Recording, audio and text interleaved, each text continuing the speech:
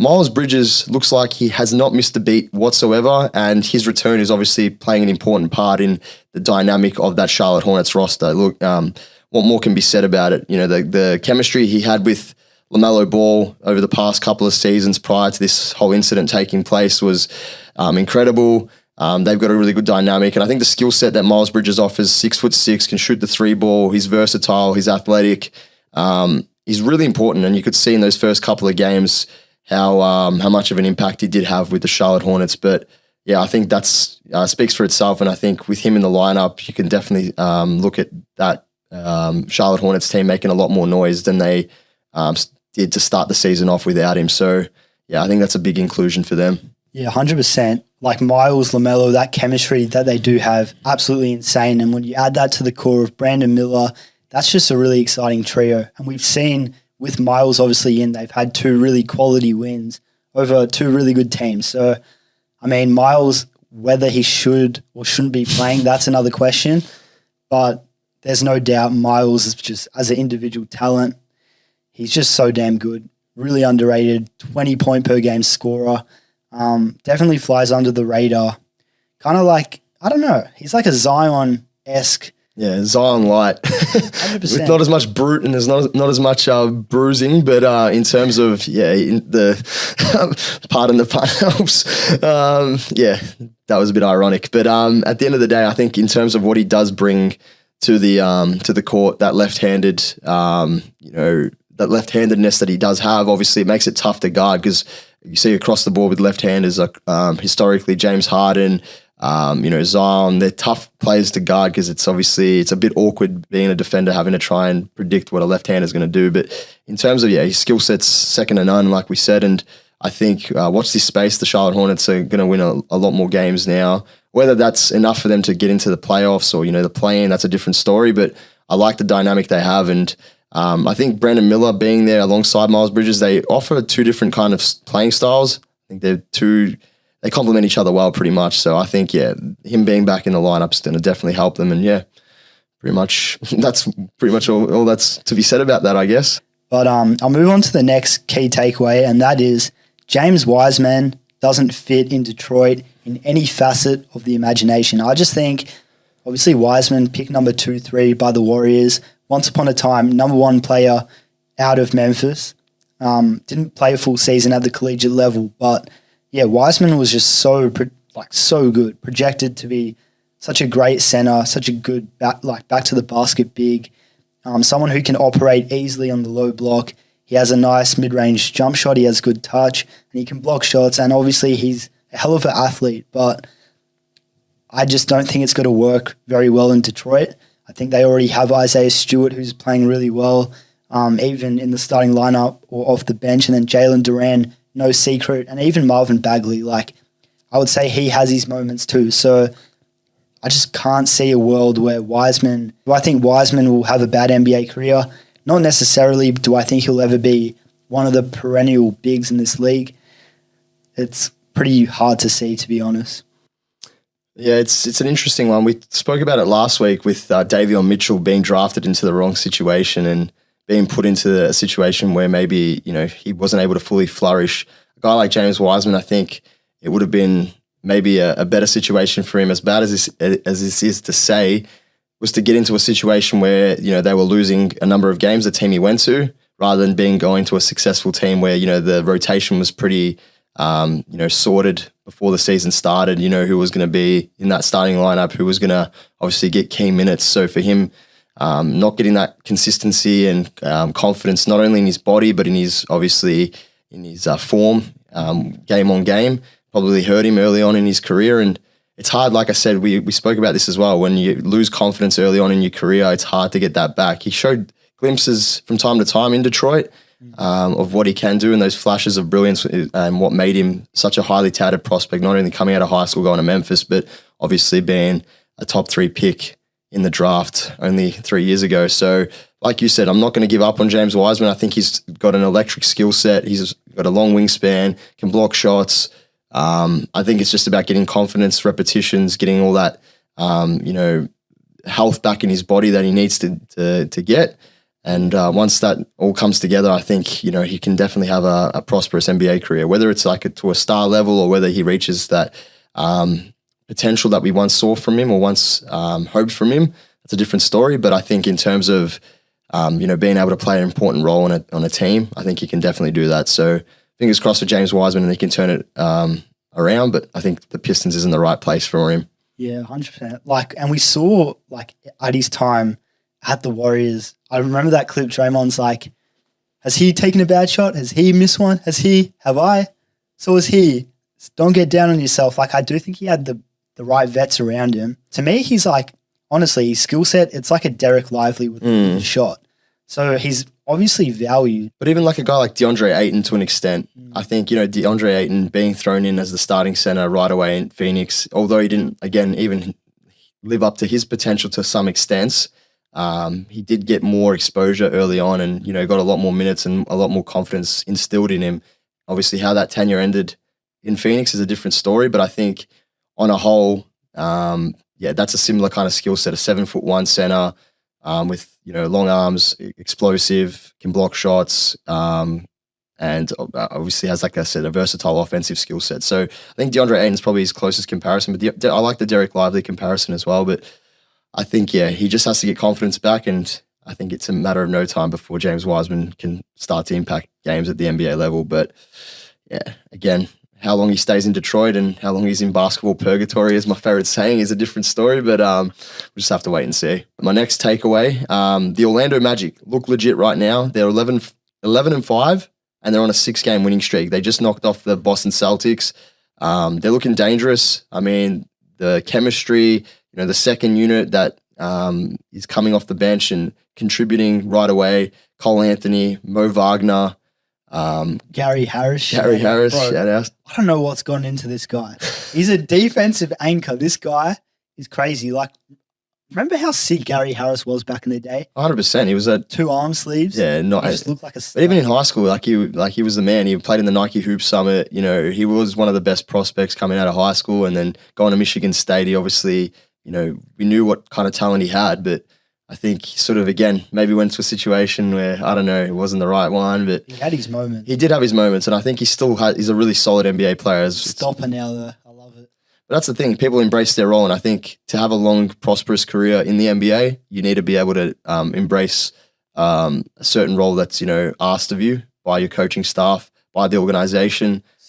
Yeah, exactly. Some guys take that with both hands, and, you know, that helps with their confidence and that helps with their longevity in the NBA. Whereas other guys, like, they want to be the man, and they're not given that, you know, luxury of being able to come in a situation thrown into the fire right away.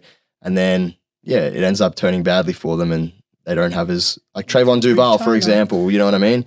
Trayvon Duval, same sort of thing, went to Duke, left Duke too early. Jalen Hands. Like, there's plenty of examples of it. But even guys that come into the league, like I said, and, you know, don't. Remember how tough, like, Antonio Blakely was? Just quick thought, like, that guy.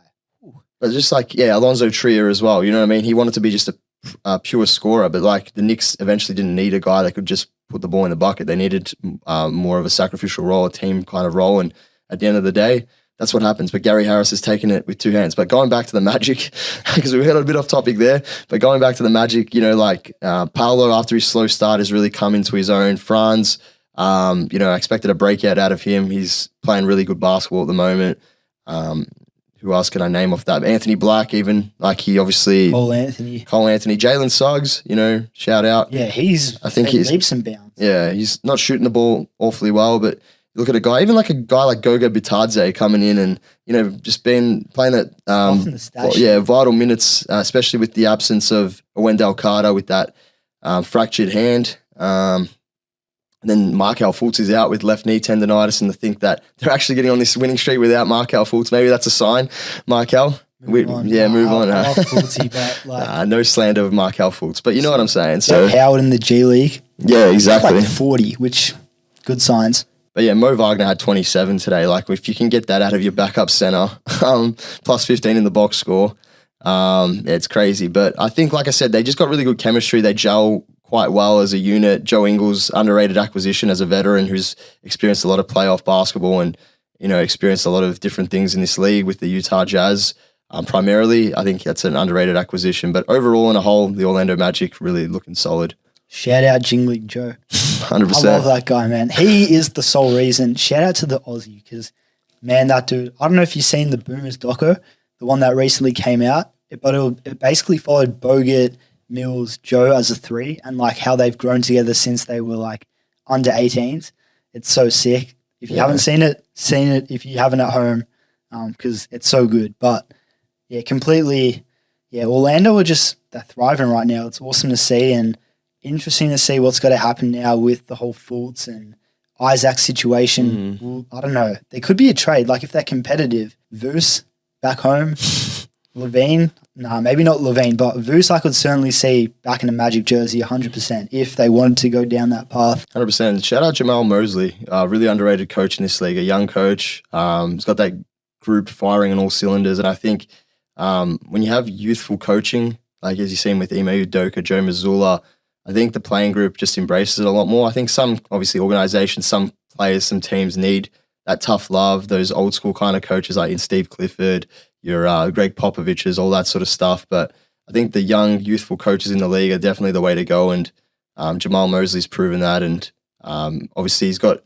a lot of talent at his disposal, don't get me wrong. But at the end of the day, it does also come down to, his coaching methodology. So, shout out to the Magic because we didn't see it coming, but see if they can continue this on and be a genuine threat in the Eastern Conference. Josh Giddey, no secret, obviously, what happened. It's a bit messed up, but we don't really know the full details of what actually happened. So we're not going to flame Giddey. We're not going to get on his case. Karl Malone Jr. I mean, maybe we will.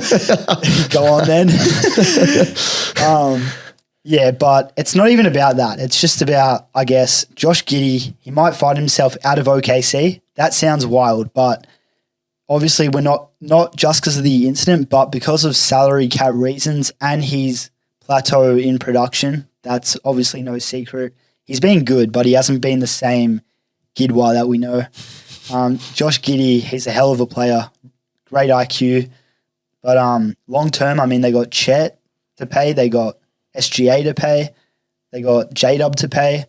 I don't know how Giddey kind of fits in the mix. And then when you look at all the first rounders that they do have, even Kayson Wallace, I don't know how good he'll be. Yeah. But point is they have so many young assets, and with the future picks that they already do have because they've made so many trades, maybe Giddey isn't a long-term OKC Thunder player, and it could be to do with the incident, but also because of salary cap. Well, you look at it from the start of the season with them obviously experimenting and putting SGA at the point guard. Not saying they don't trust Giddey because obviously they put a lot of they run a lot of plays through Josh Giddey and obviously him as the primary ball handler. But in terms of his limited ability to shoot the three ball, he's not as having a super efficient season this year shooting the basketball, and obviously plateauing production with his points and other statistical categories.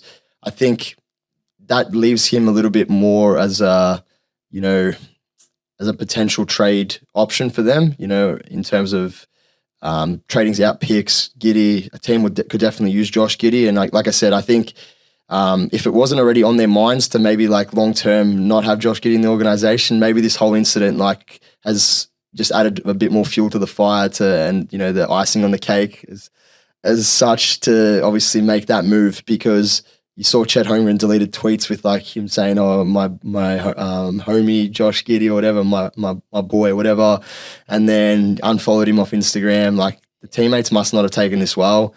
And who knows? Obviously the organization knows a lot more. Josh Giddey obviously knows the full situation. His teammates likely know a lot more about this than we do, but like I said, I don't want to get into too much of the details about the whole incident, but at the end of the day, related to this particular takeaway, I do think that, overall, if you're going to have to trade one of those key guys or, pay X amount of those guys. It's not obvious already. Yeah. It has to be Giddey. 100%. And I think, like I said, in terms of, the other guys, they're way more efficient with they got a more advanced shooting skill set, can create their own shot off all different levels.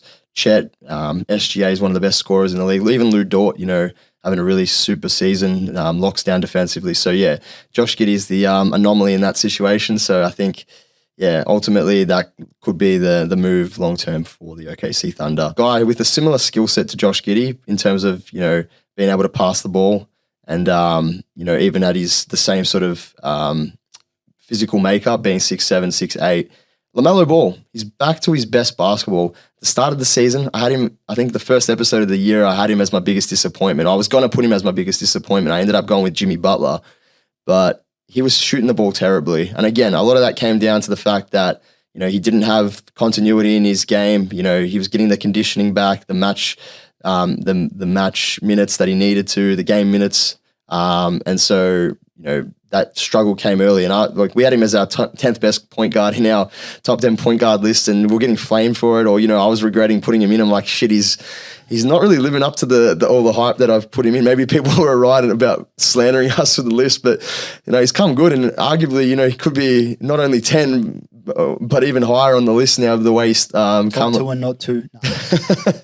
But I'll go in here and I'll just quickly rattle off some statistics quickly about LaMelo Ball. To be fair, obviously he came off that ankle injury, I think, at the start of the year.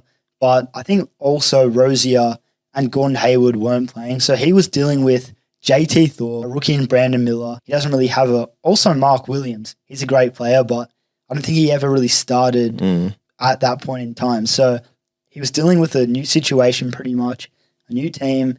New coach.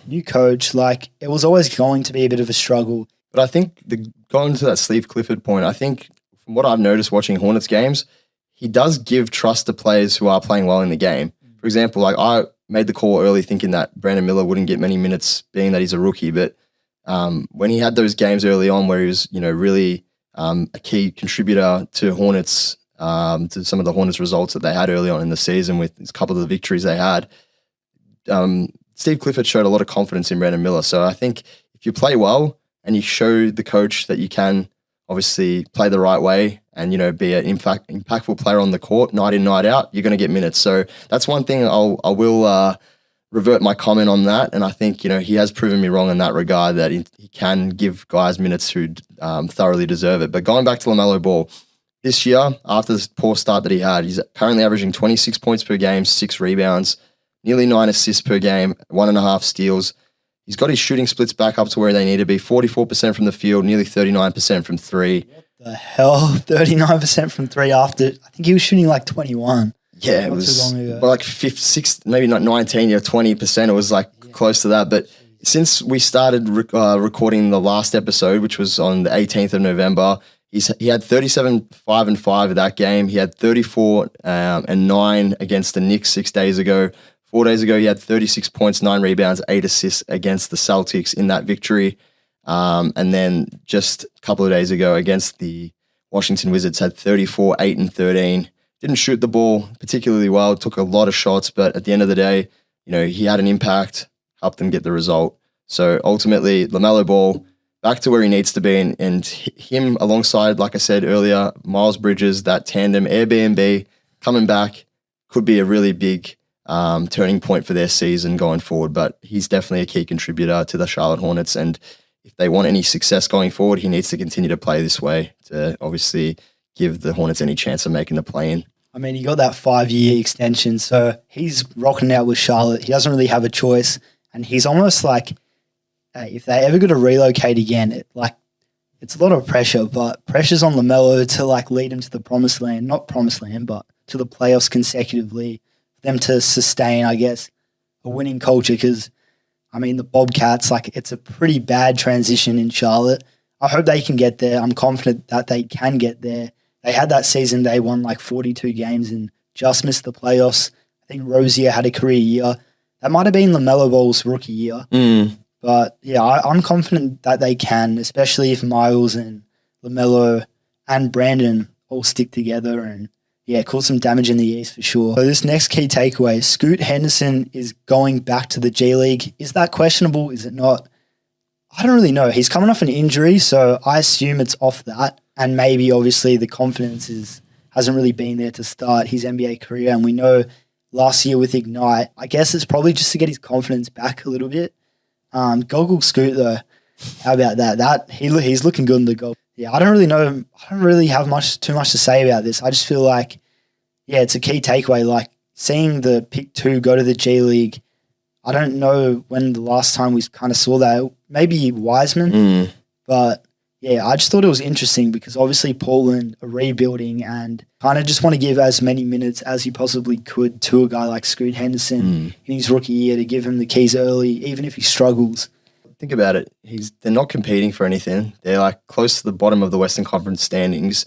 Like, wouldn't you just want him to get conditioning in an NBA game regardless? It's not like you guys are contending to try and, be one of the top seeds in the Western Conference. It just, like I mentioned again, the confidence thing. I'm going to keep going back to this with a lot of young players. The confidence thing early on, if the confidence gets shot and, you have to play, firstly, he's playing a new position because he's more of, I don't think he's a traditional point. They're asking him to play more of as a traditional point guard. Hence why he's turning the ball over quite a bit, getting blocked at the rim, maybe questionable shot selections, spacing, exactly. A guy like Scoot right now. 100%. So the fact that, you then send him out to the G League, it can go one of two ways. You can absolutely dominate and say, like, I'm going to go back and play this exact same way in the NBA. You get that confidence back playing against lesser opponents. But then it could go another way and you're like, he doesn't have the best showing in the G League.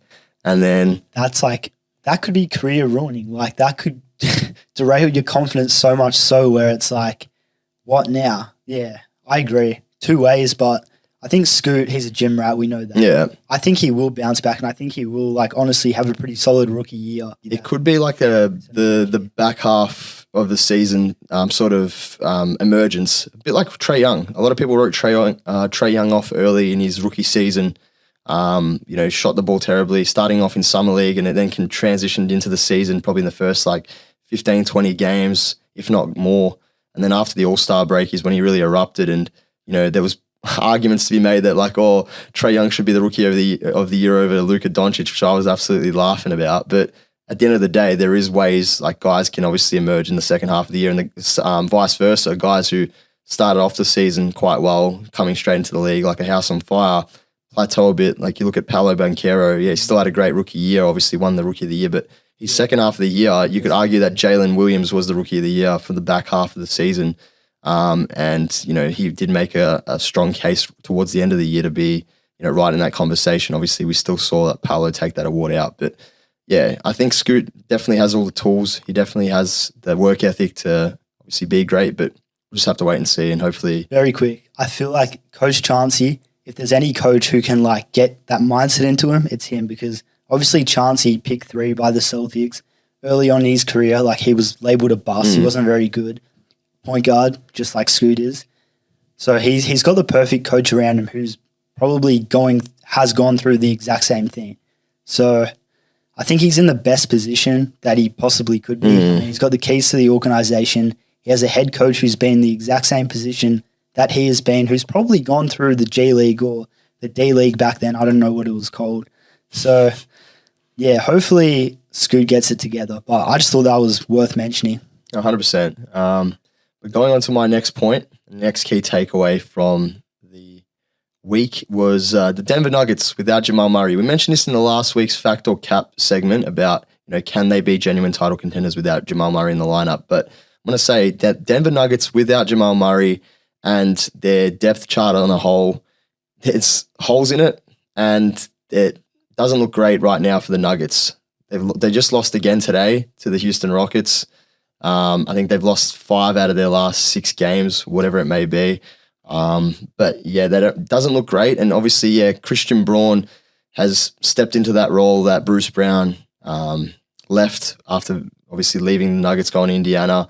You can definitely play valuable minutes come the pointy end of the season. I think he proved in the playoffs last year that he could be a valuable bench contributor. But guys like Zeke Naji, guys like Peyton Watson, Colin Gillespie, I don't think they're the kind of guys that are going to be able to help you come playoff time. That's nothing to take away from any of these players that I just mentioned. I think they're really solid NBA players, but when it comes to, playoffs and having that, experience in the crunch, when, the buckets get tough to get, when, offenses get really stacked, guys start to heat up.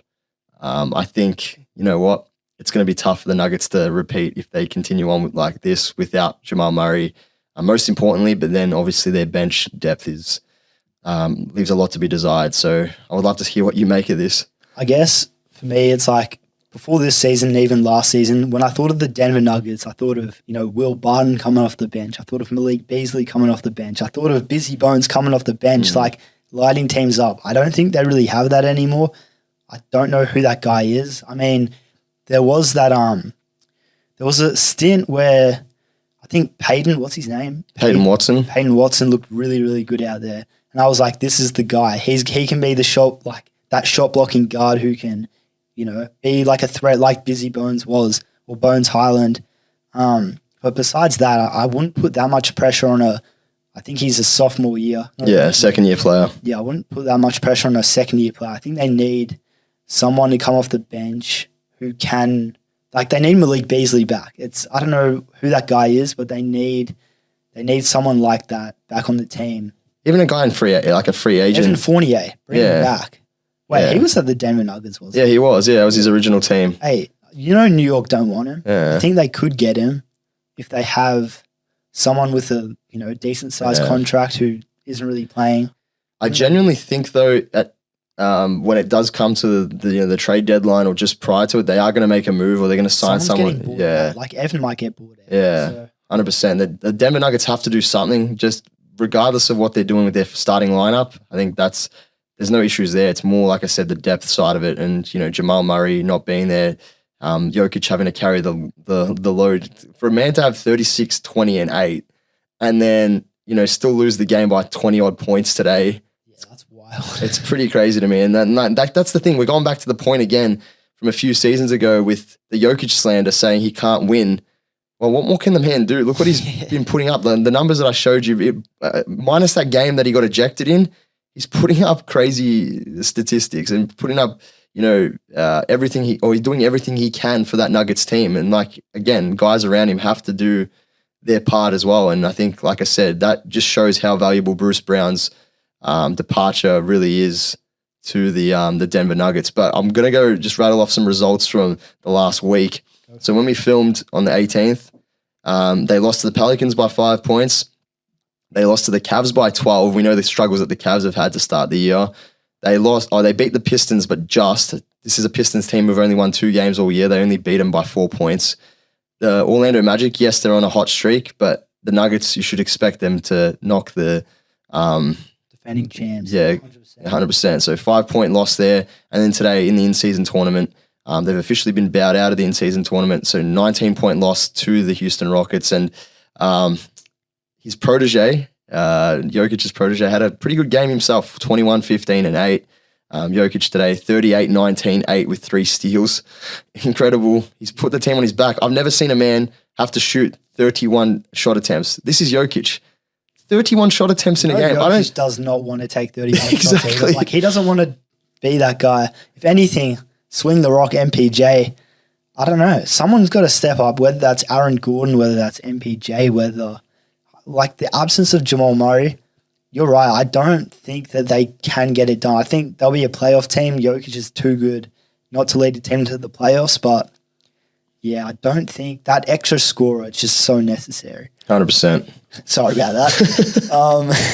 The next key takeaway, OKC shooting splits collectively might be the most effective and efficient offensive team in NBA history. Collectively, it's close to 50, 40, 90. It's absolutely insane. I know Giddey hasn't been the best, but then again, he's not taken up a huge scoring load. Just shows how good SGA really is, how effective he is. And then J-Dub as well, because those guys are taking a load of shots on that team. So, yeah, another guy, Cason Wallace, he's really efficient. I don't know the exact numbers. Shout out beyond the box score. I'm looking through that, but I would love to know. But overall, it is 50.2% on field goal attempts, about 41% on three-point attempts, which is absolutely wild, and almost 90%, 86.2% on free throws. So that marks the Thunder with the best true shooting percentage in the entire league. So that's a crazy takeaway. Yeah, so Cason Wallace this season, averaging 7 points per contest. He's shooting 62% from the field, 53.8% from the three, and 100% from the free-throw line. So that's crazy. Lou Dort as well, a guy who's obviously more known as a lockdown defender kind of player. Plays that role for them on that team. 11 points per contest and he's shooting 46.2% from the field, 43% from three, 81% from the free throw line. And Chet probably having the most historic season out of all of them. Rookie season. Imagine that, a rookie to have 50, 40, 90, if he can do it throughout the whole year, that would be absolutely remarkable. But he's averaging 55.7% from the field, 43% from three, 87.7% from the free throw line. So got to get that free throw percentage back up, but I think they're well on their way. And this is why they're winning games. This is why they're right up there in terms of the Western Conference standings and one of the best records in the entire NBA, because of the fact that they know how to get the best shot possible. They make, getting the best shot for their teammates easy.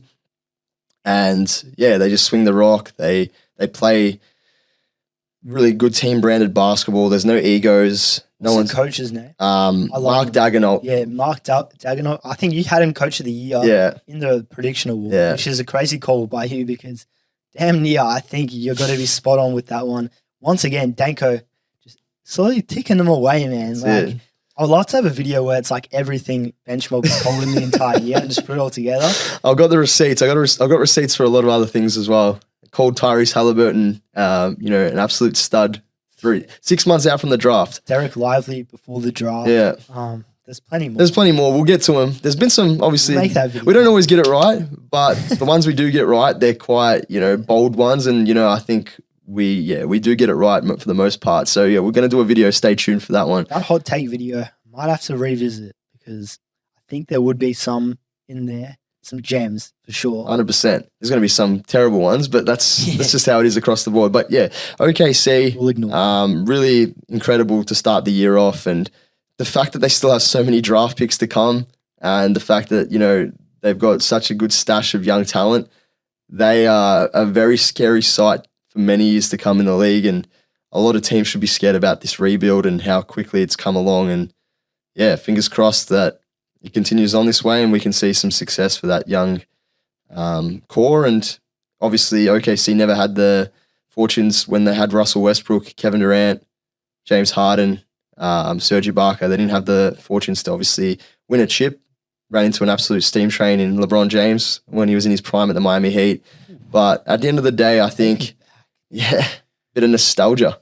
But yeah, I think, this, if there's anyone that can obviously bring that legacy forward and help cement, OKC's legacy in NBA history, it's this young core, and I think they're ready to do it. And stay tuned. They're scary.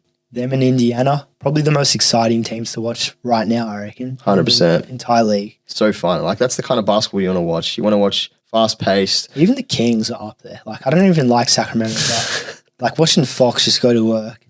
100%. Definitely. But my next point, speaking of a guy who's cemented his legacy and a guy that I just mentioned only a couple of moments ago, Kevin Durant. What a man. What a player. As much as we slander him about the moves he made throughout his career, the taking the cheap way out, going to Golden State, trying to cement himself with a ring, doing all those dirty things, like snake-like behavior, as we're going to call it. I don't like to call him a snake. I don't like to label it a legend of the game that way, but, it is one of the dirtiest moves in NBA history, in my opinion, doing what he did, joining a 73-win team. It's unforgivable in my eyes. But based off what he's doing right at this present moment for the Phoenix Suns, pretty much when Devin Booker was out, was carrying this whole entire team. And if we're really comparing his level of play right now to when he was in his prime, back in the OKC days, back when he was obviously winning those chips with Golden State, I honestly believe Kevin Durant is playing the best basketball of his career at this point in time. It's crazy to think because he's torn his Achilles, and we've seen how much that's hindered guys. How does he do that? That's crazy. Tearing your Achilles and playing better. That's usually a career ender. Look at Kobe. Never the same player. Klay Thompson tore his Achilles, never the same player, and he's probably like on his way to being like diminished in terms of probably done. Let's be real. Not done, but he's not going to be that Klay Thompson we expect. 100%. And then another guy to add to that, John Wall, tore his Achilles. Not the same player. Brandon Jennings, tore his Achilles. Never the same player. So for KD to be able to do what he's doing after tearing his Achilles and coming back, and think about it, he's 6'11", 7 foot. These other guys are all smaller kind of players. Obviously, Kobe and who else did I mention on that list just then? Kobe, Jennings, Wall, Clay. Clay, yeah. So Kobe and Clay, obviously 6'6", 6'7" guys, but Kevin Durant, a 7-footer, to tear his Achilles, which is obviously going to be a lot bigger, the tendon on a 7-footer than it is on a guy that's a lot smaller. For him to come back and play the way he is, it's incredible. And I'll just rattle off the numbers for him this year because my word is he having some sort of season. So it's actually crazy though, like, because I remember there was a point in time at OKC, Russ was injured, Ibaka was injured, and like it's the exact same thing. KD once again saves the day, leads him to the playoffs. It's like KD, who's he playing with right now? Brad Bill's out. Booker's having a pretty good season, but at the end of the day, he's been injured as well. So yeah, Eric Gordon, Yuta Watanabe, like this roster. Kato Bates Diop. When you take away those Drew guys, Eubanks. Gee whiz, like 100%. He's currently second in scoring, 31.4 points per game, 7 boards, nearly 6 assists. 6 assists, that's the main one. Yeah. There was a genuine conversation. People were saying KD is not a playmaker. That was a debate. I remember before the set, a lot of channels or a lot of people in the NBA community were talking about who's going to be that like point guard or lead guard on this team, whether it's Booker or Bill, and they were saying KD will never change. Well, 6 assists per game for Kevin Durant. That's really impressive. What impresses me is that he's averaging 1.2 blocks per game. So he's getting it done defensively as well. We've always known he's been a really good shot blocker. Obviously, with those long arms, he can contest any shot pretty much that comes his way. But then his field goal percentage is absolutely ludicrous. 53% from the field, 52.2% from the three-point line, 6th best in the entire association, and 89.1% from the free-throw line. Nearly 50-50-90. And averaging what he's averaging, he is absolutely incredible. And again, take away everything about Kevin Durant that you dislike, maybe about, like I said, how he's gone about certain things. Put that all to the side, and you can't help but agree with what I've said here about him playing the best basketball of his career. Obviously, he's had some big moments, and he's played some amazing basketball over his career. We know that for a fact. But right now, with his back against the wall with his Phoenix team, obviously a lot of pressure on this team to succeed come playoff time with the amount of talent that they do have in Bradley Beal, Devin Booker, and himself. You expect this team to do well. So the fact that there is pressure on him, Booker was out, Beal was out, he stepped up. It's starting to come good now. So individually, yeah, he's playing out of his mind. Collectively as a team, if they can start to put it together and really, get on a run, they'll be dangerous come playoff time, in my opinion. Yeah. Before we came in here, I was watching the KD video. Remember back in the day where he's like, I'm sick of being number 2. That was the coldest thing. And then he won the MVP. It's hard not to love a guy like KD. But moving on, his former team, I guess the OKC Thunder, we've mentioned them already. But OKC, so the Chet Holmgren debate, it's a genuine thing. He can be Rookie of the Year, and you could argue that he should be the Rookie of the Year at this current point in time. I mean, he had that, I think it was like a 36-point game. He's been going nuts. Hit an absolute crazy shot to send it to overtime. Yeah. Got that clutch gene in him. Got that KD in him. 100%. Pretty sure that was his favorite player. But Thunder, what are they now? Like 11-5? 11-5, yeah. Which is nuts. And yeah, Chet is just something else, man. Like I'm one to love the traditional big. I mentioned that in the previous episode. But 11-4 actually. So they only lost 4 games. Jesus. Yeah. Right. So yeah, if that doesn't tell me that like Chet has the upper hand in that Rookie of the Year race, I don't know what does, because I know for sure the Spurs are not 11-4. In fact, I think they're like 4-11. Like it's the other way around. So yeah, Chet has winning on his side. The numbers are there. I guess a lot of people are just kind of got rid of the fact that Chet or maybe Azar couldn't be Rookie of the Year. Well, to that I'll say, I don't know. Wins don't lie. The numbers don't lie. At this current point in time, I probably have Chet above Wemby.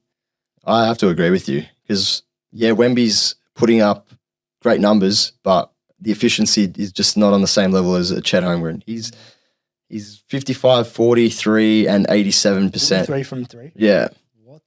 That's incredible for me, for a guy like, again, he's spent an extra year in the system. He's been around the team. He's been around the NBA coaching. He's got accustomed to what is expected of him in the NBA system. A bit like a Blake Griffin, a bit like a Ben Simmons coming in to his second year, obviously when he had that red shirt season in his first year in the league. But pretty much it doesn't still discount what he's done. Obviously, you still have to go out there and perform night in, night out. And I think the fact that he's lived up to all that hype coming out of Gonzaga, and, there's a lot of question marks about him at first. Like, was he going to be able to withstand the NBA physicality and everything like that? Or he doesn't look like he moves as fluidly as Wemby. That's all gone down the drain, in my opinion. And yeah, he's definitely proving a lot of people wrong and showing what he can do. And I think the crazy thing to me is 15 block shots, 2.3 blocks per game. I had him as my... Wait, how many blocks per game? 2.3. 2.3. So he's probably... I don't know who's leading the league in blocks, but he would be top four? Top five. Top five? Yeah. Who's above him? I want to double check that now. But Miles Turner might be... I don't know who... Duran, he might... AD, nearly 3 blocks per game. Then Brook Lopez is up there again, 2.88. Nick Claxton, 2.67. Hasn't played. Wemby, 2.56. And Chet, 2.27. And where's Duran, like 1.8 or something? 1.2. 1.2. Damn, so he started the season off averaging like 2.5. Yeah. I was like, oh, no, he's still a gun, but... Yeah. I did call Chet as my potential blocks leader, so... Yeah, that's huge. Hopefully that one, another prediction to tick off the list. I want to revisit that video, actually. Yeah, it'll be interesting. But yeah, that pretty much sums up the key takeaways. I think we did what we could with this week, as it was all over the shop in terms of not much happening.